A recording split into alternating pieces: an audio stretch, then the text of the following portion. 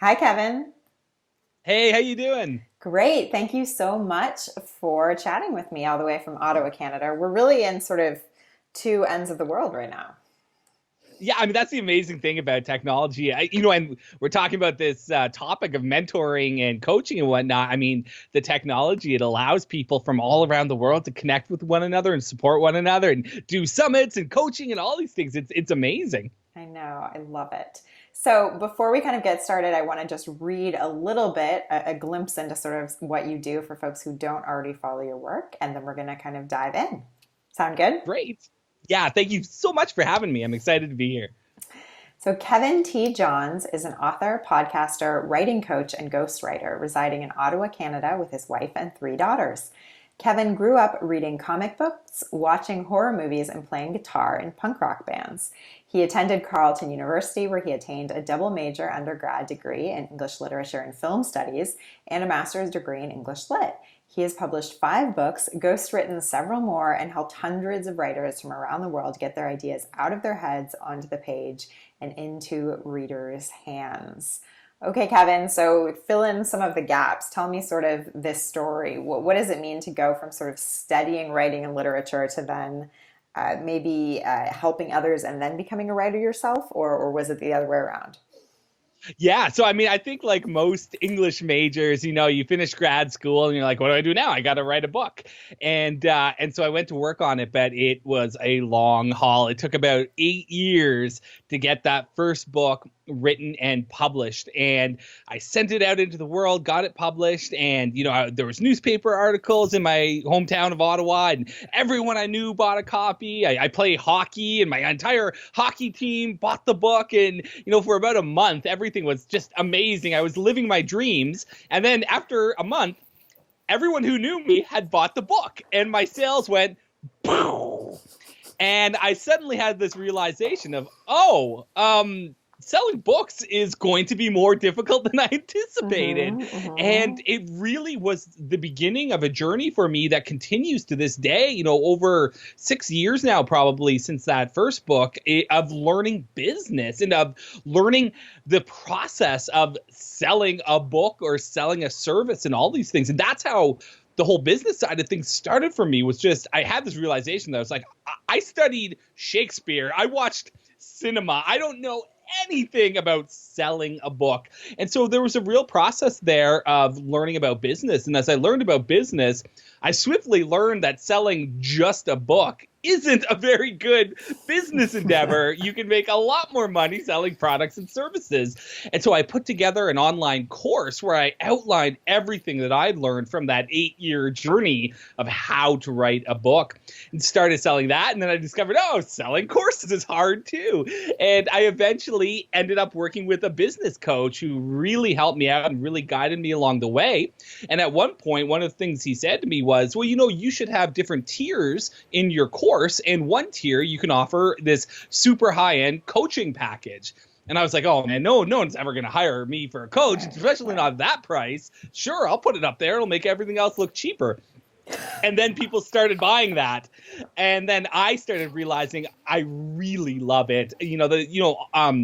Online courses, books, all these things are so great for scalability and automation and all this stuff. But what I really discovered was what I really get off on is working with people, with talking to Hmm. human beings and actually getting to experience the benefits they get from what I have to offer. And so from there, it really began a journey of being a writing coach and working with authors and really helping them to get their books written and get their books published and overcome all those challenges that particularly first-time novelists face in their journey. So all along the way, I've been writing and publishing my own books and doing some ghostwriting and working with authors. So that's kind of brings us up to speed on where I am today and kind of where my energy and focus is right now is really on coaching authors.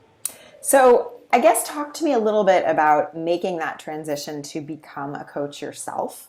How did you learn about how to coach people? Because I think that sometimes when we are coached by others or we have great mentors, we don't understand that to kind of get to that place, there is a learning curve for sure, right? It's not just that wisdom naturally pours out of the mouths of people. How did you learn to become a coach? Absolutely. Well, I mean, in university, I taught a bunch of courses and I was a teaching assistant. So this idea of teaching wasn't new to me. And that's very much what I was doing in my online course as well. So this idea of like putting together a curriculum and helping move a student through it was nothing new to me. But what I quickly discovered, what you're probably kind of alluding to here is, I thought when I got into coaching authors, it was going to be, 80% writer's craft, 80% telling people how to write in the active voice, and maybe 20% working on mindset and other things. But what I've discovered is people can pick up the craft pretty quickly. Learning how to write well isn't that difficult. The difficulty is things like finding time to write when you're a mom with 3 kids and a full-time job, or having the confidence to write when you feel like you're a failure in everything you've ever tried in your life. And that's absolutely where I had to do some learning in terms of how do you help people on the mindset side of things? How do you help people on the life struggles and all of that? And so, I was lucky enough to have worked with that business coach who was very good on that side of things as well. So I absolutely took what I learned from him. I read Coactive Coaching and a few other books on coaching. And every day, kind of like to this day, I still kind of wake up and just remind myself, I think at the heart of all coaching is really empathy, right? Like it's really just listening. I've been going to a therapist lately and my wife's like, oh, so what did she tell you to do? And I'm like, not much. She just listens to me. And it's so valuable. Just like getting this frustration off my chest for an hour in my little therapist office is so great for me. And to a certain extent, that's part of what I do as a coach is just be there to really listen and really empathize with someone and validate their voice, because working with aspiring authors, artists, they have so much self-doubt, and just the fact that I'm there to listen to them and to believe in them and to say that, yeah, your dreams are valid. You can do this. Doesn't matter what anyone else in your life is telling you. I believe in you. And so that's the side of things that it turns out I spend most of my time and energy on, but it's also the side where I continue to try to grow and get better at it and figure out better ways to really be there for my clients and really support them in every way that I can. So what does it take to realize that kind of becoming, or realize that having a coach is a step that you could really benefit from in your life? I guess if you could take me back to that decision that you made to hire a coach, because a lot of times people certainly don't like taking that economic step, and sometimes don't even like taking that sort of step of letting go a little bit of control and listening to someone else and that kind of thing. So what does that process entail, and what did it look like for you? It was a little bit of serendipity involved. I was part of a membership site called fizzle.co for entrepreneurs, for beginner entrepreneurs. And it was a really valuable community to be a part of. And they had a ton of training videos and some group coaching stuff going on. And so that was where I kind of got my first taste of the supports that were out there and the things that were available. But one of the courses was taught by this guy, Jason Billows. And for whatever reason, I just completely resonated with this course and with the way he presented things. And, they've got probably a dozen different instructors in there. I've never looked up any of them, but for some reason I looked up Jason, and it turned out he lives about 10 minutes from me. Of anywhere in the world this guy could have been, he was basically on my street. And so doing something crazy like, hiring your first coach and making that investment, it's a heck of a lot easier when you know the guy's, 3 blocks over or whatever. And so, it's always a risk when you're trying something like this, like, trying a new coach or doing anything online. And so I think I really had like the big benefit of having him in my community and being able to actually meet with him in person and see that he's a real person and not just a scary name on the other side of a screen or whatever. So that really helped me make that leap. And I'm so glad I did. It changed my life. And so at kind of, I guess one of the things that I want to sort of ask about is in the process of sort of coaching or or mentoring someone else, sometimes I think there can be this idea that it's hard to create kind of self-motivation in your mentees or in your clients, essentially, because they rely on you so much. I'm wondering if that has come up, or how you sort of go about making sure that you're not creating dependency in a way. Yeah. So I work with artists, writers, and a lot of them come into it with this idea of the muse, this idea that there's going to be some external force that's going to sweep in and just inspire them to brilliance. When the reality is, sometimes we're motivated about our projects and sometimes we aren't, and it comes in waves, and you cannot rely on motivation to get your work done. So what I try to teach my clients to do is to develop systems and habits that they can fall back on, so that they don't have to rely on the muse or motivation or me coming in and energizing. They have those structures in place and say, hey, Thursday nights from 7 till 9, I work on my novel, no matter what's happening in my life. And they're able to fall back on that rather than sitting around waiting for that moment of inspiration. And I always use the toothbrush metaphor or example. Like, do you get motivated to brush your teeth? Like, are you like, oh man, I can't wait to brush my teeth? You can only get so jazzed about dental hygiene, right? But I imagine you still probably brush your teeth every night. And why is that? Because it's a habit, right? You don't even think about it. You just do it every night. You do it every morning. It's just part of your life, and you don't have to rely on getting jazzed up to do it. And that's where the place that I try to get my clients to, where they have a regular writing schedule, they have a regular habit, and they can just go in there and do the work like a professional, rather than this like kind of, very antiquated, like 19th century notion of the romantic artist who stares off into space until the moment of electricity hits them and they're suddenly brilliant. I think the reality of being a productive writer is a lot more, like building a brick wall than it is about, anything spiritual. Right. So what has your own sort of productivity journey as a writer looked like? Was that something that other people sort of helped you with, or how did you develop those habits to make it work? Man, I think I've always, I kind of say what I lack in intelligence, I make up for with energy. I try to bring the energy as a coach and as a speaker, as whatever I'm doing in my life. And so luckily, I've always been like a pretty gung-ho person. I've been pretty motivated, and I have a very, very busy life. Like you, I have 3 children. I also have a full-time job in addition to all my other work. I work as a policy analyst for the Canadian federal government. I like to play sports. I have all these different interests. And so the process for me is the same process we all go through, which is just saying no to things. I think for a long time, we all have this idea that there's some sort of magic productivity button that's going to come along and I press it and suddenly I have 2 more hours every day. There is only so much time and only so much energy any of us have in a day. And so it just becomes a process of saying no. Like, I would love to watch Game of Thrones. I love Lord of the Rings. I like fantasy stuff, but I've never watched an episode of Game of Thrones, and it's not because I'm too good for it. I would love to watch it. I just don't have the time, right? I have other things that I want to achieve in my life and other places I want to put my time and energy, or I choose to put my time and energy. And that's kind of, at the end of the day, that's my productivity secret, is just that I don't, spend as much time out in the clubs with friends as someone else, or I don't go to movies as often as I might like.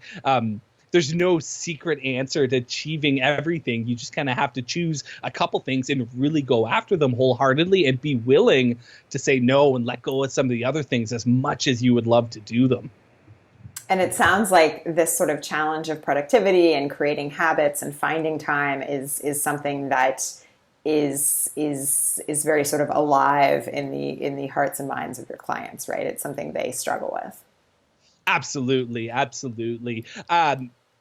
Very few. I am lucky enough to get to work with some clients who are writing full time, but then they have their own challenges where they're like, I have a whole day. How do I structure a whole open day to be productive? So even the people who aren't balancing work with writing and who are writing full time, they have their own challenges But certainly the majority of the people who are coming to me are people who are working full time and have other responsibilities. And they put so much pressure on themselves, and they often feel they come to me so confused. I'm so passionate about this. I want this so badly in my life. All my life I've wanted to write a book, and yet it isn't happening, and I don't know why. And a lot of the time it's just because they haven't made those hard decisions. They just haven't come to that spot yet where they have to understand that you can't watch reruns of Friends every single night with your spouse and write a novel and work a full-time job. It just doesn't work that way. What was kind of the role of mentoring and of coaching in your own journey as a writer, I guess, very early on? So maybe going back to kind of those university days, or when you were sort of first getting started. Did you have any sort of, maybe not coaches, but sort of informal mentors, or maybe even mentors via sort of the written word that guided you? Yeah, I mean, I was always a fan of books about writing, so I read a ton of books about writing, but I had no mentors. I had no support. I didn't take any courses, which is why it took me forever to write this book. And it was only when I decided I was going to self-publish this book, and then I started looking for resources online, like, okay, how do you self-publish a book? Suddenly I found this amazing world out there of people sharing information, people helping one another, coaches there, and great editors, and this whole world of support that I was just completely unaware of during those 8 years that I was writing the novel. And it's part of the reason why I do what I do now, is because I don't want people to waste 8 years trying to figure things out on their own through trial and error, when there's this whole battalion of people out there who want to support writers and want to help them be the best writers that they can be. And so I regret not having sought out a mentor, not having sought out a coach, and then, as I mentioned earlier, once I got into the business space, I absolutely benefited from a coach, and it just makes me think all the more. I wish I had done that, 2 years into writing a novel, instead of spending 8 years banging my head up against the wall, wondering why the book wasn't done yet. That's so interesting, right? What is it that keeps us in these sort of patterns and routines of sort of trying to do it on our own and not seeking help? Well, I think certainly in the writer space, but I think probably also in the entrepreneur space as well, there's just this idea of like the self-made man, or the inspired artist, or this person who's just chosen by God to be the one and only brilliant one. And so I think a lot of us kind of sit around feeling like we could be special, we could do something, but we're waiting for the hand of God to come down and anoint us. You are a writer. You can be an entrepreneur. And so I think there's kind of a long valley of darkness. I'm using a lot of like biblical metaphors here. Whoa, we're getting heavy. But I think there's kind of like a journey we all go on where we think we have to do it all ourselves because we think that's how it's done. And then it's only once we finally kind of get a glimpse into the reality of what truly makes anyone a success, then you start to understand, okay, they have supports, they have a team in place, they have people helping them, they have blueprints and formulas that they're following. It's not just this brilliant individual who's figured it out all themselves. And I think once you kind of get that glimpse behind the curtain, a whole world opens up to you to realize, the pressure isn't all on you to be brilliant. The pressure is on you to be your best self, and to do the things that you're good at, and to do the things that bring you joy, and do the things that allow you to help other people. It's not about being, special. It's about being uniquely you and doing your thing and contributing. What about sort of in your role as a ghostwriter? What has that sort of taught you about the process of sort of working with someone else to succeed, essentially? Yeah, ghostwriting is interesting because it's not all that different from coaching, except I'm the one doing the typing. Like the way I ghostwrite is generally a long series of interviews where I sit down with the author of the book and, we talk out the book together, and it's their ideas and their words. And then I just take all that you could, it's like writing a nonfiction book. You do a bunch of research and then you piece that research together into a system that flows, to the best to communicate the information. And ghostwriting is pretty much the same thing. The author gives me a bunch of information that, you can consider research, consider whatever. And then I take it and kind of organize it and polish it up and make it nice and pretty and readable and kind of bring what I'm good at to it. So it's not like, I think there's probably a lot of like misconceptions about ghostwriting and what it is. And, but at the end of the day, it's two people collaborating. And when I'm coaching an author, we're collaborating and then they're going and doing the writing. And when I'm ghostwriting, me and the author are collaborating, and then I go and do the writing. So it's not totally dissimilar. So I wanna sort of ask a harder question now, and it kind of gets to this topic that I know you've spent some time really thinking about, which is this idea of sort of fear and fear's place and kind of finding your path and succeeding in whatever way that might mean to you. Can you talk to me a little bit about sort of fear's path, either in your own life or in the lives of some of the clients that you've worked with? Yeah, I mean, I think we spend so much of our lives avoiding fear and avoiding the things that we're afraid of. But especially in the world of authors, it never goes away. I don't think it goes away in any field. I mean, maybe for like professional hockey players who are in their 20th season probably don't get nervous anymore. But I work with so many writers, and they're like, they're so nervous about their first book and whether it's going to be a success or not and whether they're going to be able to pull it off. And they just want to get to that place where they're published and they're successful and they have fans cheering them on. But the thing that they don't realize is that I know people who are at that place and they're terrified about what their next book is going to be or how they're going to maintain that. Anyone with any desire to continue to move forward in their lives and in their work is constantly going to be facing new fears. And so success of any kind really is a process of leaning into fear and accepting it as part of your reality and accepting the fact that it's never going to go away. You're never going to be at this point where you're so confident in your abilities that you're not afraid of anything. If you do reach that point, it means you're not pushing yourself hard enough anymore. It's like downhill skiing. If you're never scared anymore, you're probably not, doing hard enough hills. You want a little bit of fear in there. Wow. So is fear something that you in your own life sort of consistently try to bring in maybe at times?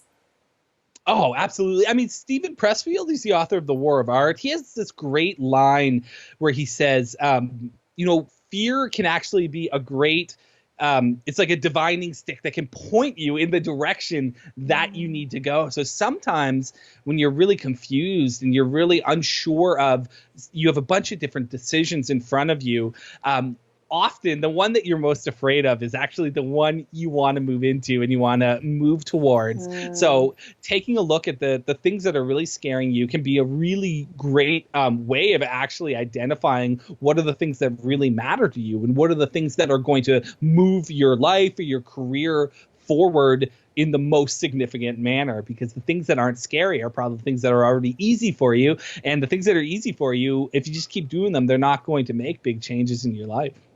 Wow, I love it. I love it. And I'm guessing that's something that a lot of your clients are facing on a regular basis, sort of this struggle and challenge of trying to make that work in their lives.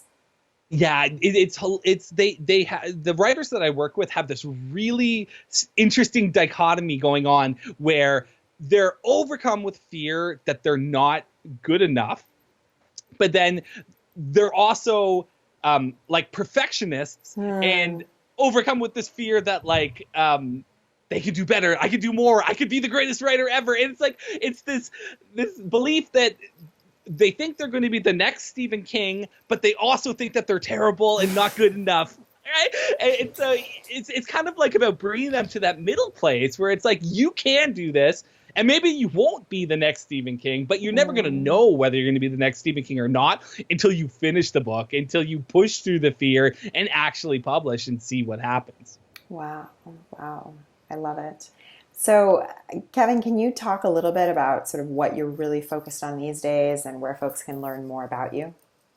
Yeah, absolutely. So I have my one-on-one coaching, which is my primary kind of focus. My one-on-one clients are so near and dear to me. But I also have a group coaching program called Writers Craft Academy that's been up and running for 6 months now. And so things are kind of rocking and rolling in Writers Craft Academy at this point. And that's a membership site with over 50 training videos for authors, over 20 hours of training. A big collection. Every book on writing I've written and some books other authors have contributed are available in a resource library there. We have weekly group coaching sessions and a really, really kind of fun and active private Facebook group where we support one another and share tips and talk to each other in between coaching calls. So Writers Craft Academy is a really big part of my life right now as well. I love it. Well, I'm so grateful for you taking the time to do this. I know you've got so much on your plate, so it means a lot to kind of take the time out and share your knowledge. So thank you. Oh, it's my absolute pleasure. If folks want to find me, they can go to www.kevintjohns.com, and that's where they can get all the information about coaching and Writers Craft Academy. Perfect. Have a fantastic evening. Thank you so much, Claire. It's been a pleasure.